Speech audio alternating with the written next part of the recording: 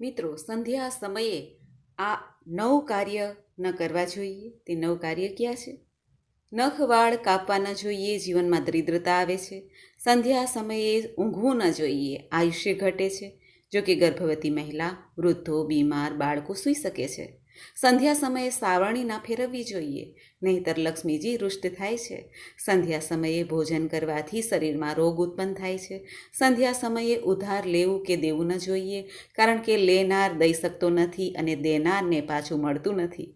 સંધ્યા સમયે અંતિમ સંસ્કાર ન કરવા જોઈએ. સંધ્યા સમયે વૃક્ષ, છોડ આદિનો સ્પર્શ ન કરવો જોઈએ.